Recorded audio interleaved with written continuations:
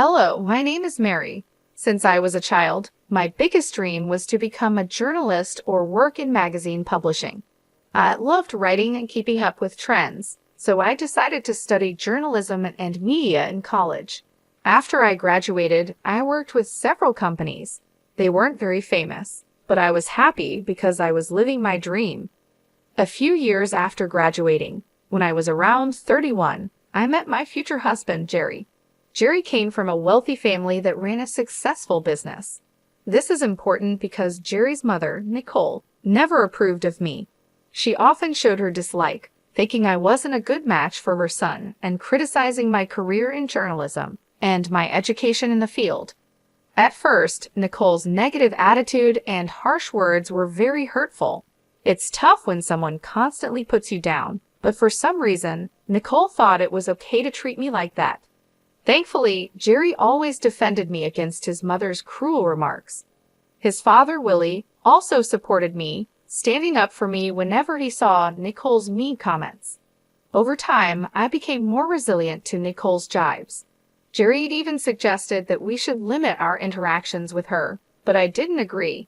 Jerry worked in the family business with his father, and reducing contact with his mother might have made things awkward for Willie, who was genuinely kind. I didn't want to cause any strain in their family or make Jerry cut ties with his family. Through it all, we managed to stay strong. I learned the importance of patience and resilience, knowing that keeping family relationships often means dealing with tough emotions and situations. Handling Nicole became a regular part of my life because we only saw each other a couple of times a month. However, things changed a lot when her husband, Willie, had to travel overseas for work. Nicole didn't want to stay alone, so she moved in with Jerry and me until Willie came back. I had doubts about this arrangement, but believed family should come first. Living with Nicole was hard. She always found something wrong with what I did and constantly criticized me. Even though her comments were relentless, I managed to cope without taking it personally as long as she didn't cause real harm. However, my patience was tested during a particularly stressful week at work. I was leading a major redesign of a section in our magazine, a project that was crucial for both the publication and my career. Success could lead to a promotion. Nicole didn't seem to understand the importance of this project and was indifferent to the pressure I was under. One evening, just before the big presentation, I was discussing my worries with Jerry, and Nicole overheard us. She came into the living room and interrupted with her opinions. As I shared my fears about failing in front of the company's top executives and potentially missing out on a promotion, Nicole bluntly dismissed my concerns. "Well, Mary, I overheard your conversation, and honestly, you probably don't have the skills for this. You'll likely do poorly tomorrow," she said, without being asked. Her words were harsh, and she added insultingly, "Just see it as an opportunity to quit and perhaps focus on being a housewife." Her comment hurt deeply, showing not just a lack of support, but also a strong disregard for my professional dreams. This confrontation highlighted how hard it was to live with Nicole and tested my commitment to keeping peace in the family despite our differences. Nicole's remarks that evening crossed a line when she suggested I'd be a better fit for her son if I gave up my career. "I can't believe he married a journalist," she said scornfully, making it clear she meant to belittle my profession and my efforts. Feeling frustrated, I responded firmly, "Mom, you're overstepping. I don't have time for this nonsense. I have more important things to worry about than your opinion of me or my relationship with your son." Nicole seemed shocked by my assertiveness. "How dare you speak to me like that?" she said. "So it's fine for you to insult me, but not for me to defend myself," I retorted. She turned to Jerry. "Say something. Your wife is disrespecting your mother." Jerry calmly sided with me. "She's just defending herself, Mom. I don't see anything wrong with it." Nicole accused me of manipulating Jerry. "Look how easily you turn your back on family. Mary will regret this." Her intrusion into our private conversation and the blatant insults left me seething with anger. Jerry tried to apologize for his mother's behavior, but I stopped him. He wasn't to blame for her hurtful words. After the confrontation, we decided to end the night and go to bed. My mind was too preoccupied with the upcoming presentation to dwell on Nicole's threat. The next morning, I arrived at work early, ready to give my presentation. However, when I opened my laptop, I was met with a heart-stopping surprise. All the files on my desktop were missing, and my laptop appeared to have been reset.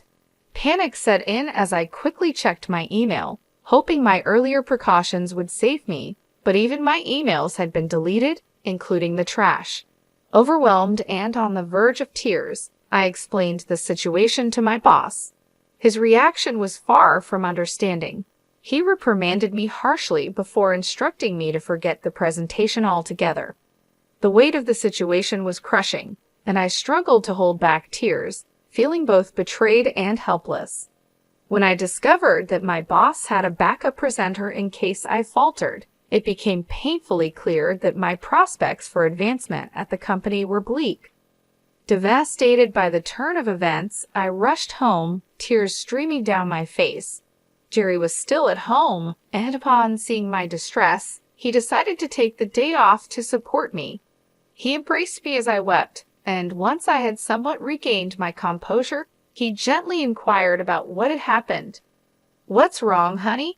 Didn't the presentation go well?" he asked, puzzled. "There was no presentation, at least not by me," I replied, my voice still trembling. "What do you mean? You put so much effort into it. You barely slept these past few days because you were working so hard," Jerry said, his concern deepening. I explained the heartbreaking situation. When I got to work, I opened my laptop only to find that everything had been deleted. "How did that happen?" he asked, bewildered. It was both embarrassing and humiliating to have to explain it to my boss, I said, feeling the weight of the situation. I admitted feeling the sting of the memory. "Didn't you back it up somewhere else?" "I did," I said. "I emailed it to myself, but my inbox and even the trash had been emptied." Frustration was clear in my voice. Jerry's face fell with sympathy. "I'm so sorry this happened. What did your boss say?" "He was furious and called me unprofessional and lazy. He had someone else ready to do the presentation," I replied, bitterness hard to hide. "But you still have your job, right?" Jerry tried to find a silver lining. "Yes, but I'm stuck. There's no room for me to advance or move up. I'm done here," I said, feeling defeated. "Don't worry, honey. You'll find a better job. I'll be here for you through it all. Just keep working here until you're ready to leave," he reassured me, his support unwavering. "Yeah, I'll give my notice now. I can't believe I worked so hard for this, and just when I was close, it all slipped away," I said, the realization sinking in. The incident left me deeply affected. I took pride in my work, and to have a project fall apart so disastrously was traumatic. Though I continued to work there for another week, my heart wasn't in it anymore. I submitted my resignation, counting down the days until I could leave. Throughout this ordeal, Nicole's reaction was oddly gleeful. She once saw me in tears and made snide remarks, gloating over my misfortune. Initially, her words fueled my anger, but eventually I realized that her satisfaction with my struggles only reflected her bitterness.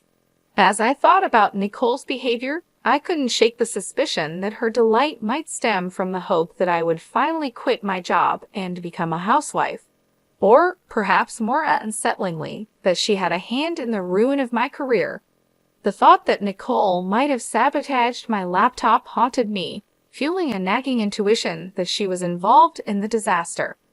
Before approaching Jerry with such a serious accusation, I knew I needed concrete proof. Determined to catch Nicole if she was indeed sabotaging me, I devised a plan to monitor her actions discreetly. I purchased a hidden camera designed to look like a smoke detector and installed it on the office ceiling. I sensed the device with my phone, setting everything in place to capture any misdeed. The next part of my plan involved baiting Nicole into revealing her possible involvement. I made it a point to appear visibly stressed and anxious around the office, hoping to draw her attention. Jerry was still at work, unaware of the unfolding drama. As expected, Nicole took notice of my anxious pacing and couldn't resist inquiring. "What's wrong? Are you stressed about another project?" she prodded, taking a deep breath. I confided in her, playing into her curiosity. "I've been given another chance to present my work, and it could lead to a raise," I said, masking my anxiety with a hint of hope. "Oh," Nicole's interest was piqued, her tone laced with a mix of surprise and skepticism. "Yes, and I'm nervous because this is my last chance to get things right. I have to do well," I continued, watching her reaction closely. "Why aren't you telling Jerry? Is it because you're embarrassed about your job?" "No, it's not that. I just don't want to disappoint him again. Please, let's keep this between us, okay?" I pleaded, trying to gauge her response. "I'm not promising anything, but it'll be interesting to see what happens tomorrow," she replied, her words chilling. "Why do you always want me to fail?" I couldn't help but confront her. "I just think you'd be better off as a housewife. It's less embarrassing than what you're doing now," Nicole scoffed, dismissing my concerns. Frustrated and needing space to prepare, I finally said, "I don't have time for this, and I don't care what you think. Please leave me alone so I can practice my presentation before Jerry gets home." With that, Nicole left, and I was left to hope that my hidden camera would reveal the truth behind her unsettling satisfaction. Nicole's smirk as she glanced at my laptop lingered in my mind long after she had left the office. I stayed put a little while longer, finally leaving only when Jerry arrived home. Throughout dinner, Nicole's occasional smirks continued, each one sending a ripple of unease through me. Later that night, after Jerry and I had settled into our usual routine of watching a few episodes of our favorite TV series, I decided it was time to check the footage from the hidden camera I had installed in my office. As we watched, the screen showed Nicole entering the office. There was no unusual activity until around midnight. That's when Nicole stealthily entered the office. I hastily showed Jerry the live feed on my phone. Initially puzzled, he soon watched in disbelief as Nicole tampered with my laptop, causing it to shut off and restart. Jerry's expression turned from shock to anger as he realized what was happening. Meanwhile, the camera captured Nicole rifling through my files. Unable to contain his frustration, Jerry stormed into the office. He burst through the door, startling Nicole, who spun around, caught in the act. "What are you doing in here, Mom?" Jerry demanded, struggling to maintain his composure. "Oh, nothing really," Nicole replied nonchalantly. "Then why is Mary's laptop open? Are you accusing me of going through her stuff?" Jerry pressed. "I think you did more than just go through it, Mom. Did you come here to tidy up at midnight? And Mary isn't the type to leave her laptop open. You know that?" Jerry retorted. "Don't talk to me like that. I'm still your mother," Nicole shot back defensively. "Yeah, my mother who seems to enjoy hurting and sabotaging my wife?" Jerry replied firmly. "We caught you on camera resetting Mary's laptop. You were spying on me? That's disgusting. How could you film me without my consent?" Nicole exclaimed, indignant. "I didn't put cameras in your room. I installed one in my office, and you went in there without my permission," I interjected, supporting Jerry and clarifying our intentions. The confrontation revealed the extent of Nicole's interference and deceit, testing the limits of family loyalty and trust. Despite the wrongdoing, Jerry remained firm in his decision. "Even if it was wrong, it's nothing compared to what you've done to Mary. I want you out of our house tomorrow," he declared unwaveringly. Nicole protested, her voice tinged with desperation, "But I'll be all alone." "I don't care. I don't want to talk to you," Jerry replied, his mind made up. The next morning, Nicole tried to delay her departure by busying herself with breakfast preparations and washing dishes. However, Jerry was resolute. As soon as she finished, he came downstairs with her bags packed and informed her that he had ordered her an Uber. Nicole pleaded tearfully to let her stay, showing rare vulnerability, but Jerry remained indifferent and retreated to our room. Left alone with me, Nicole lashed out, accusing me of setting her up. I responded calmly yet firmly, "If anyone should be yelling, it's me. You're lucky I haven't shared the footage with your friends and family. If they knew what you did, you'd lose them all." My words silenced her. After Nicole's departure, I felt a profound sense of relief. Though still troubled by my job situation, I was confident in my ability to recover and excel. Jerry supported me wholeheartedly through it all. Once my notice period was over, I took some time off to rest and plan my next steps. I enrolled in courses related to different parts of my field, focusing on a niche that could propel me further. I decided not to expose Nicole because I wanted to rise above her negativity and prove my capabilities on my terms. With Jerry's connections, a benefit of his family's wealth, I secured several promising recommendations. His unwavering support, coupled with my experience, eventually led me to a breakthrough. I was appointed as the chief editor at a globally recognized magazine. The work was challenging but fulfilling. During this time, the goal of proving myself to Nicole faded into the background. In fact, during those transformative months, we had no contact with her at all. My journey to becoming chief editor not only marked a professional triumph, but also a personal liberation from the need to validate my worth to someone who had doubted me. Jerry continued to maintain a professional relationship with his father, Willie, as they worked together, but we heard very little from or about Nicole. Willie hinted that Nicole still harbored some resentment, though he remained tight-lipped about the specifics. Despite this, I was relieved that Nicole seemed to take my warning to heart. However, I knew a confrontation was inevitable, especially when I learned that both Nicole and Willie were invited to a significant company event I was attending. The party was a grand affair, attracting numerous prominent figures. Jerry and I made sure to look our best, aware that we were now both influential figures in our own rights. Upon our arrival, Willie and Nicole noticed us and waved us over. We approached, exchanging greetings. Nicole gave me a critical once-over and smirked. "Look at you, trying to fit in," she sneered. "Ignore her, Mary. You look lovely as always," Willie interjected kindly. "Thanks, Willie. How have you been?" I asked, trying to steer the conversation away from Nicole's snide remarks. "Yeah, how's unemployment treating you?" Nicole cut in, her tone sharp. "Wait, you're unemployed?" Willie asked, genuinely surprised. "Oh yeah, she messed up at her job, and they let her go. I've always said she's not good enough for our son. Look at her, she can't even keep a job," Nicole mocked with a malicious grin. "That's enough, Mom," Jerry intervened sternly. "Stop siding with her. It's bad enough having to see her everywhere. We wouldn't have to if you just left her," Nicole spat. Jerry shook his head, his patience worn thin. "We're done here," he said, taking my hand and leading me away from the confrontation.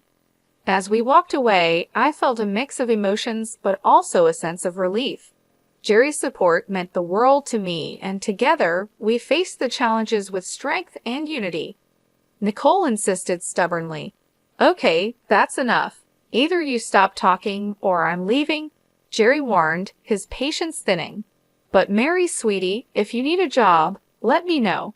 It would be great to work with you," Willie offered sincerely.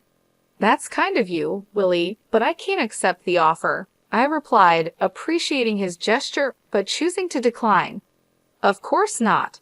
I told you she's lazy and incompetent," Nicole muttered under her breath. Just then, my name was called out, and the room erupted in cheers. I turned towards the small stage where the CEO was gesturing for me to come up. Excusing myself, I left Willie and Nicole. Willie looked amused, and Nicole, for once, was at a loss for words. Nicole looked both confused and angry as the CEO began his speech, praising my contributions to the company and my innovative ideas for the magazine. The room filled with applause and cheers, and soon I was asked to give a speech. Gratefully, I acknowledged Jerry's unwavering support and my colleagues' collaborative efforts that had significantly shaped the magazine. I concluded by thanking an unnamed critic whose skepticism had unwittingly spurred me to excel. As I stepped off the stage, many congratulated me and curiously inquired about the critic, but I chose to keep that detail private.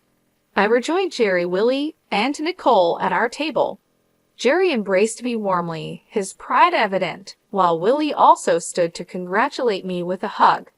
Nicole, on the other hand, could only offer a cold glare. "Oh, Mary, this is incredible. I can see why you wouldn't want to work with us," Willie remarked with genuine admiration. "Thanks, Willie. Although I'll admit, if you'd offered me the job about 9 months ago, I might have taken it," I responded, reflecting on the past. "You should have. At least then you'd be paid more," Nicole retorted sharply, her tone dripping with sarcasm. "Paid more?